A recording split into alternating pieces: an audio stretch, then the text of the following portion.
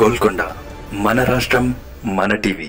Please subscribe Golconda TV. For more updates bell button పై click చేయండి.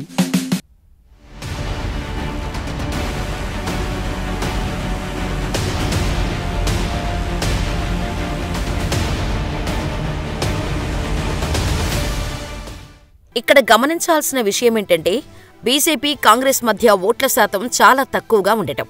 బీజేపీకి 37.38% ఓటర్ల మొగ్గుంటే కాంగ్రెస్ పార్టీకి 35.38% జనాలు మొగ్గు చూపారు.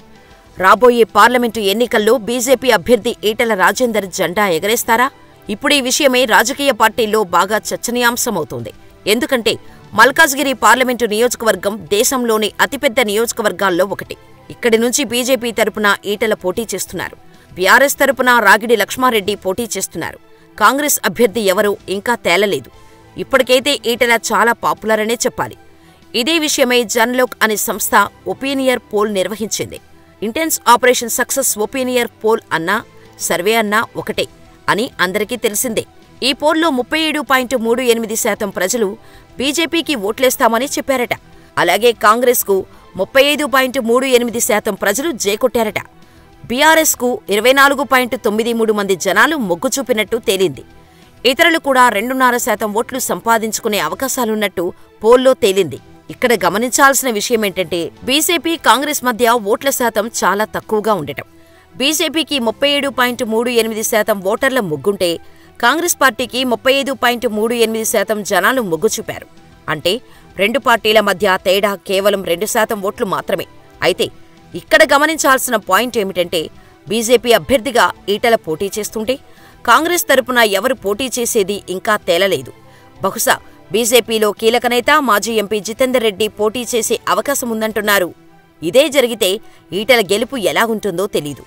అలాగే జితేందర్ ప్లేస్లో ఇంకెవరినైనా గట్టి నేతను అభ్యర్థిగా దింపితే కూడా ఈక్వేషన్లు మారిపోతాయి. ఇప్పటికీ ప్రకటించిన ఈటెల రాగిడి అభ్యర్థిత్వాల్లో మెజారిటీ జనాలు ఈటెల బెటర్ అనుకుంటుండవచ్చు. కాంగ్రెస్ అభ్యర్థి ఎవరో తేలిన తర్వాత మళ్లీ ఒపీనియర్ పోల్ లేదా సర్వే చేస్తే అప్పుడు సమీకరణాలు మారిపోతాయేమో తెలీదు. ఏదేమైనా ఇప్పటికైతే మెజారిటీ జనాలు ఈటెల వైపున్నట్టు తేలింది. చాలా నియోజకవర్గాల్లో ఉన్నట్టే బీఆర్ఎస్ 3 ప్లేసుల్లో నిలిచింది. మరి చివరకు ఏమవుతుందో చూడాలి.